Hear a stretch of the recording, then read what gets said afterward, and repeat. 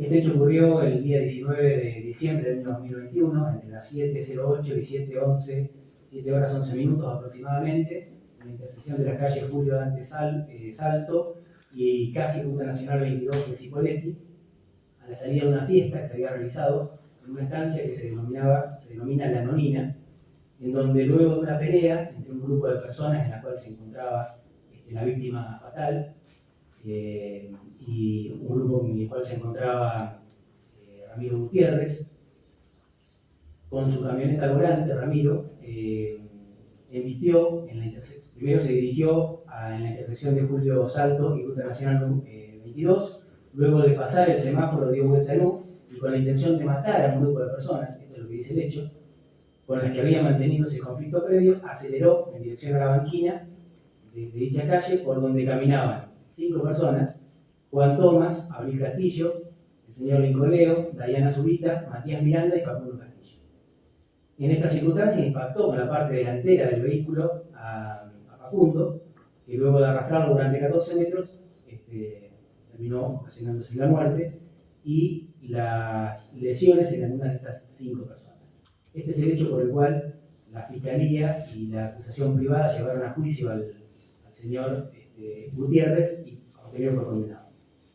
Se hizo un debate en la ciudad de Cipolletti que ocurrió entre los días 8 y 15 del mes de mayo de este año.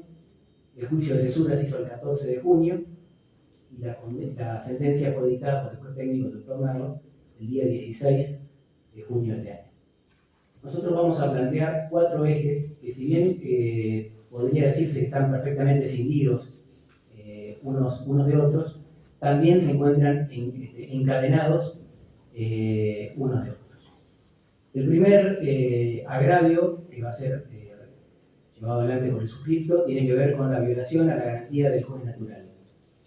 El segundo agravio va a ser las defectuosas instrucciones brindadas por el juez técnico como consecuencia incluso de esa violación del juez natural, las instrucciones brindadas al jurado.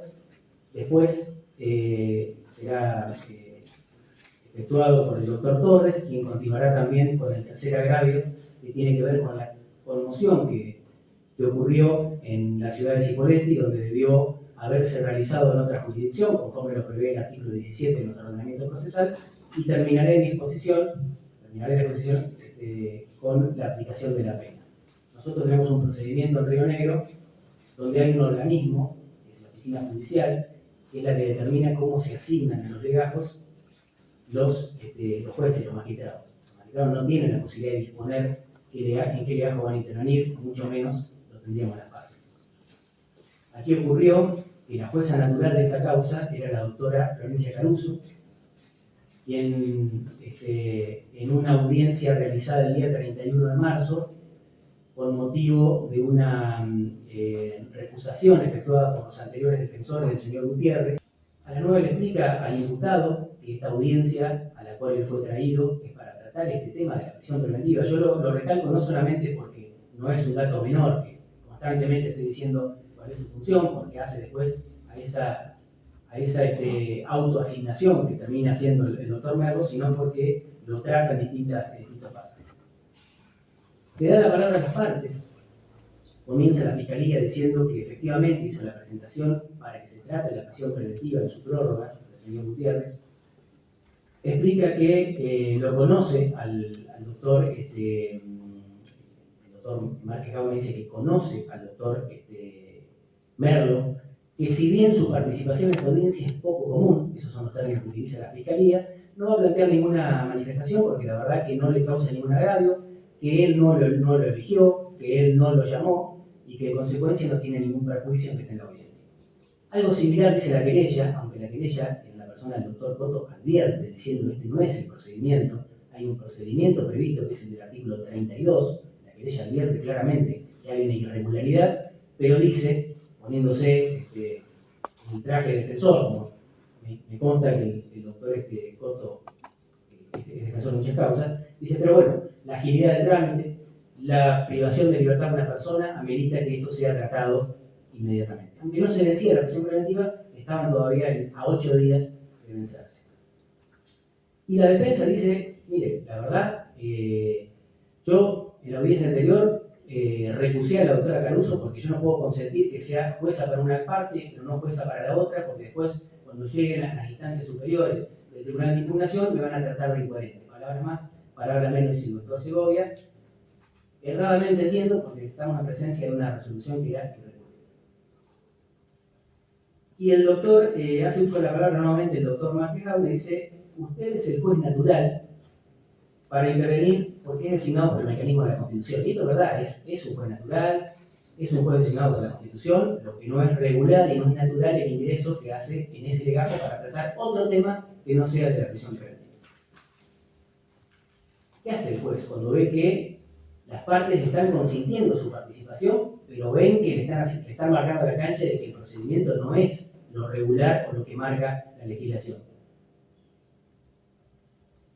Dice: miren, voy a convocar a esta audiencia a la directora de la oficina judicial para que nos explique cómo es el mecanismo para asignarle a los legajos los jueces.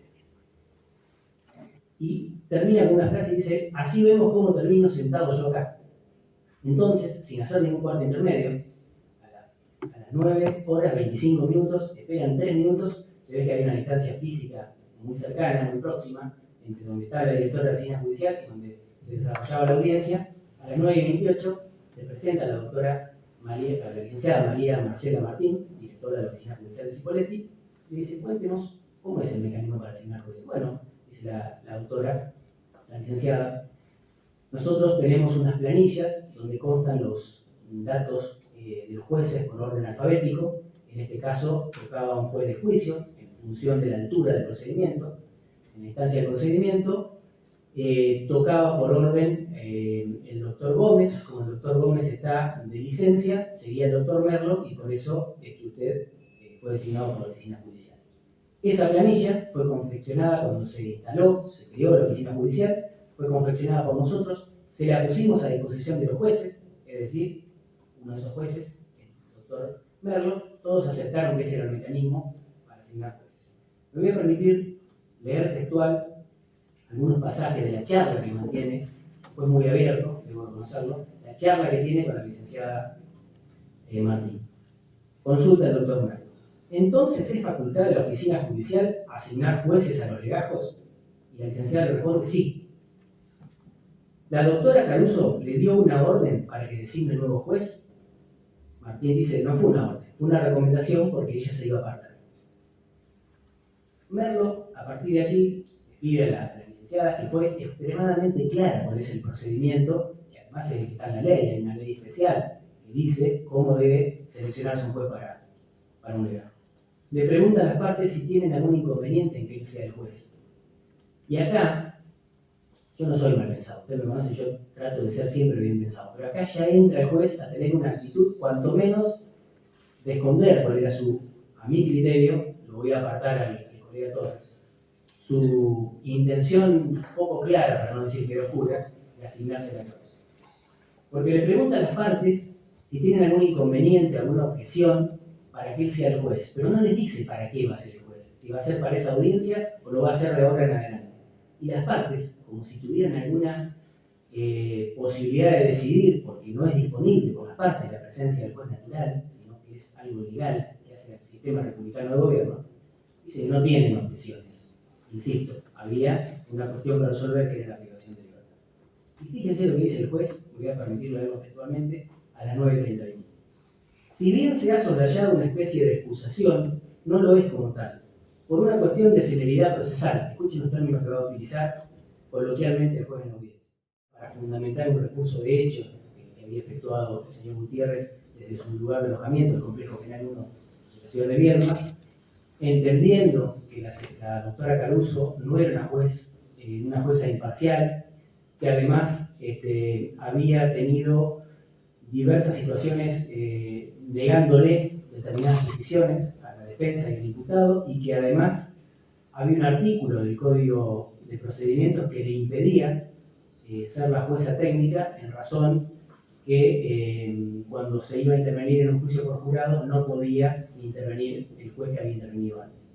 Hubo una discusión, no lo voy a hacer largo porque ya esta es una cuestión que está superada, esa audiencia quedó superada. Lo cierto es que en esa audiencia de recusación, que la doctora, por supuesto, rechaza los argumentos, dice que no hay argumentos para apartarse del caso, termina dirigiéndolo un juez que por sorteo fue el doctor Merlo, quien confirma la decisión de la jueza, diciendo que la jueza natural es la doctora Caruso, y allí debió haber terminado la discusión sobre quién era el juez técnico que debía continuar.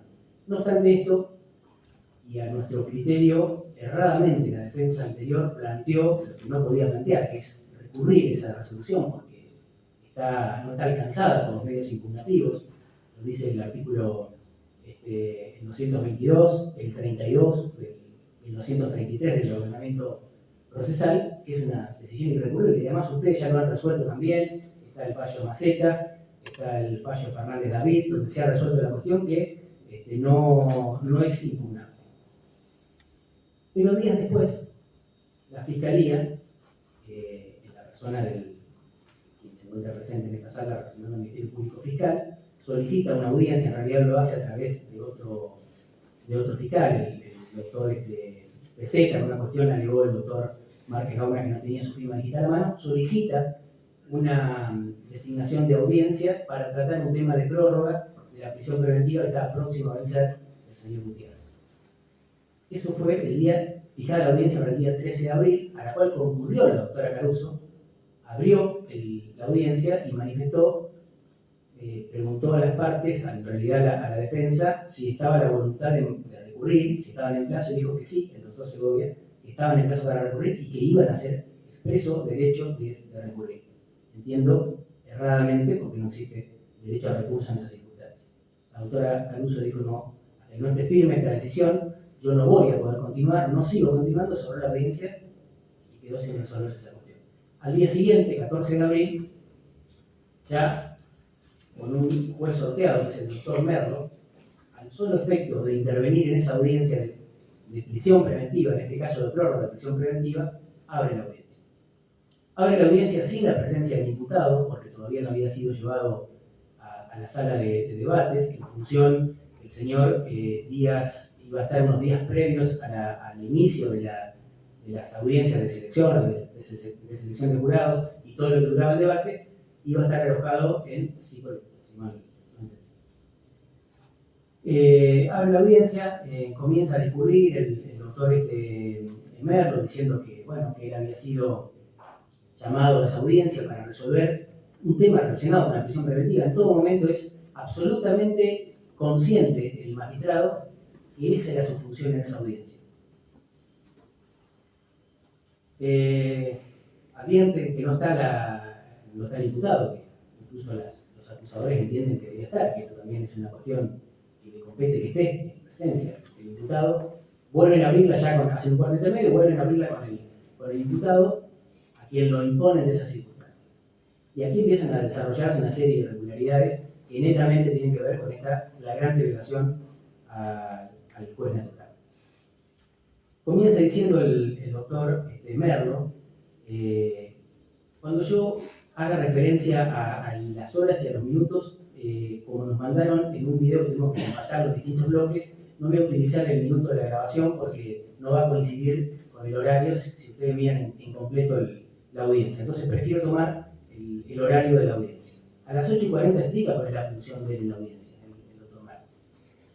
Y dice que le va a permitir a las partes expresarse cuando consideren necesario y que las decisiones de los jueces no se cuestionan y que tampoco se sale a decir nada de cualquier manera en cualquier parte, pero que las decisiones de los jueces no se cuestionan. Para decirse una cámara que lo sé que lo mira porque ponen en sus sentencias horas, minutos y segundos, sé que lo van a hacer. Fíjense si alguien le pidió, le hizo una petición sobre que él se arrogue esta facultad, que tampoco podían pagar. Sin objetarlo y sin controvertirlo. Dicho lo cual, a partir de que soy el juez del caso, está esta petición, y muestra la petición de la Fiscalía, de medida cautelar, y como juez del caso, y como juez técnico, voy a tratar cualquier cuestión. Como dice mi jardinero, acá hay algo mal que no anda bien. Evidentemente, o el juez no comprende lo que son los alcances de la asignación de los jueces en los legajos, o tiene una oscura intención de apropiarse de un caso extremadamente resonante en la región, que durante antes del juicio, durante el juicio y después, y aún ahora, se sigue estando en carpeta pública. En primer lugar, por más que alguna de las partes hubiera solicitado que sea juez, no lo hubieran podido hacer. Fue designado solamente para esa audiencia para tratar la prisión preventiva y al requerimiento de la doctora, de la licenciada Martín, le digo doctora porque también se le puede llamar así, el procedimiento era totalmente distinto al que venía así.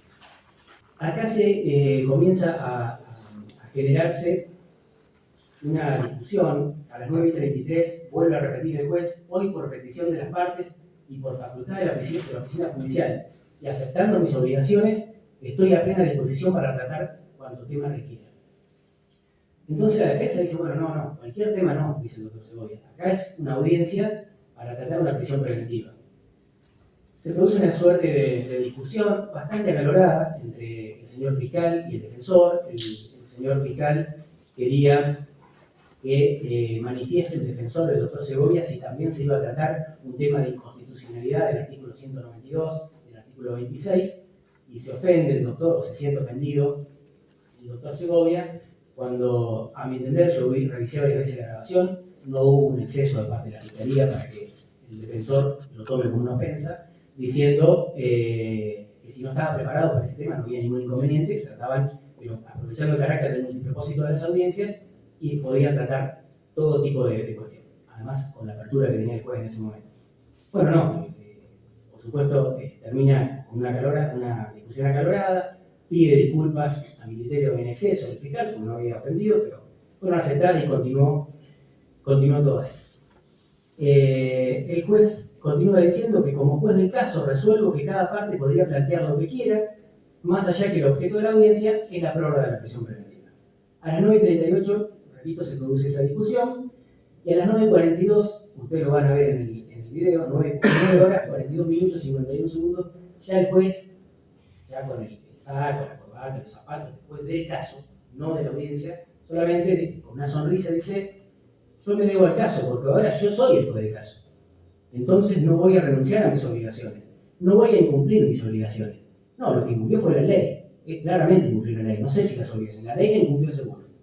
Y a las 9:42, ya el doctor Segovia, que a mi criterio tuvo algo lento de reflejo, porque varias veces el juez le dijo que iba a ser el juez del caso a partir de ese momento, ahí advierte, la defensa advierte ahí la verdadera intención o decisión a esta altura del doctor Merlo. Dice: pregunto, a las 9:42 el doctor Segovia, ¿el juez del caso para qué? ¿Va a continuar como juez técnico? Es insólito lo que le responde el juez. Dice: ya se argumentó, ya se aceptó, se peticionó eso, ya pasamos esa discusión, ya está consentido, ya se peticionó. Yo no sé, yo no quiero ser irrespetuoso con un magistrado y encima que no lo conozco, pero pareciera como que en todo momento el juez tiene una voz interior que le dice cosas o le hace escuchar algo que nadie le dijo nada, absolutamente nadie le dijo nada, y en todo momento dice que la parte le peticionan algo que no le peticionan, señor juez. Entonces le pregunta Segovia sorprendido: o sea que usted va a ser el juez técnico. Y Merlo dice: no podemos volver a etapas, a cuestiones ya firmes. Evidentemente no estaba consentido, no estaba pedido, ni de la defensa ni de ninguna otra parte. Merlo dice, le pide aclaraciones, Segovia, y Merlo dice: vamos por parte, doctor, vamos por parte. Vuelvo al principio. ¿Cómo seguimos?, le preguntan las partes. Vinimos hoy 8:30 para tratar una prisión preventiva. Bueno, eso lo tenía que haber hecho, tratar la prisión preventiva. No preguntaba a las partes cómo sigue la audiencia, ¿sí? El que dirige la audiencia es el juez. A las 9:48, insistente ya el doctor Segovia, dice: yo le pedí una aclaración, doctor, porque vamos a empezar con el mismo camino. ¿Usted va a ser el juez del caso? Y Merlo le dice: lo voy a hacer a modo de declaración de certeza. A partir de este momento, para adelante, voy a ser el juez del caso. Hasta donde el juez de esta etapa llegue. No le puedo decir que voy a atender los recursos, porque eso lo atiende una instancia superior. Ahora, a partir de hoy hacia adelante, soy el juez del caso por petición de ustedes. Sentencia 81 de este año, de junio de este año, Superior Tribunal de Justicia, también en línea de lo que vienen diciendo ustedes, en distintos juicios por jurados, habla de la importancia de las instrucciones, ¿no? Es la información a los jurados para que la decisión no se vea restringida indebidamente. Esto es, el jurado debe tener ante sí las hipótesis posibles con el fin de que su decisión sobre los hechos sea motivada y racional. Las instrucciones son la clave del juicio por jurados, dijo nuestro Superior Tribunal de Justicia. Se debe brindar la información necesaria a los ciudadanos para que tomen una decisión definitiva sobre todos los aspectos del caso. Esta es la importancia. Las instrucciones hacen a la validez del veredicto. ¿Por qué? Porque en definitiva no conocemos la motivación del jurado a la hora de tomar la decisión, pero lo que sí hace la reconstrucción, esto lo dijo la Corte en Canales, se hace la reconstrucción en función de la discusión de las partes, la instrucción del juez y la decisión del jurado, para ver esa reconstrucción lógica e histórica del jurado en función de la información que se le dio. Hay hechos, y va a ser importante que ustedes sepan cuáles son los hechos que no se fueron discutiendo en este caso, en función de las teorías del caso de ambas partes, que son el 19 del 12, fue este hecho entre las 7:08 y 7:11, que participaron en una pelea previa los amigos de Ramiro Gutiérrez y de Facundo Castillo, que Gutiérrez al volante de su camioneta, luego de pasar el semáforo, dio vuelta en U. Esto fue parte de la teoría del caso de la acusación en los hechos, como también la teoría del caso de la defensa expuesta en el control de acusación y en los alegatos de inicio. Que aceleró con dirección a la banquina Gutiérrez, donde caminaban los jóvenes. La diferencia está entre para la acusación esto fue para matar y para la defensa fue para amedrentar, para sacarlo, porque faltaban amigos de Gutiérrez. Esta es la diferencia que tenía, pero no está discutido que fue hacia ese lugar. La diferencia estaba entre si lo hizo con la intención de matar o lo hizo con la intención de amedrentar. Que se impactó a Facundo Castillo y que se produjo la muerte de esto no es una cuestión controvertida entre las partes. Lo que sí está controvertido es si el impacto fue frontal. Discutieron bastante, hicieron un trabajo desde la Fiscalía y Querella de intentar mostrar de que el impacto fue con la parte frontal y que luego fue al retroceder, fue el arrastre. Para la defensa discutió todo el tiempo de que no se dio y llevó prueba como perito para demostrar de que no hay un impacto frontal en la camioneta. Entonces, esta es la diferencia sobre ese punto, pero no que haya sido impactado, sino cómo y cuándo fue impactado. Que Juan Diego Tomás sufrió un traumatismo de tobillo izquierdo con hematoma, tampoco fue controvertido. Lo que sí fue controvertido es si fue con intención de matar o fue con esa intención de amedrentar. Que Ramiro Gutiérrez se dio a la fuga hacia Neuquén, no fue discutido por ninguna de las partes, fue parte de ello, y que los demás amigos del señor Gutiérrez no tuvieron lesiones. Esto no forma parte del hecho, pero tampoco fue discutido y controvertido, que los demás no tuvieron ningún tipo de lesión. Es decir, en el juicio, para darle la información al jurado, las partes discutieron la mecánica del golpe, si fue un impacto frontal o no, o si solamente fue un impacto trasero y ahí es donde se produce el arrastre, si el auto se lo tiró para matar o para amedrentar, porque estaban golpeando amigos del señor Gutiérrez, si lo arrolló con intención o sin darse cuenta el señor Gutiérrez, y si intentó matar a los amigos o no. Esto fue las claves de las discusiones de los hechos. En la teoría del caso, incluso la defensa, estaban todos estos puntos. Estos son los puntos comunes y las controversias que se dieron en el juicio. Ahora bien, a partir de todos estos hechos, y miren esto, en la selección del jurado, el fiscal, el doctor Márquez Gaumen, el propio juez le dice, ustedes quédense tranquilos, esto está en el minuto, no tengo un minuto, perdón, pero él dice específicamente, ustedes quédense tranquilos, le dicen al jurado que ustedes son los jueces de los hechos en este caso, pero el derecho se lo van a dar las partes y se la va a dar el juez, porque esto es parte del artículo 201. Ahora bien, miren las instrucciones, señores jueces. Primero, lo primero que pasa acá es que le arrancan dando en el hecho, en las instrucciones, le pone el juez el hecho de la acusación.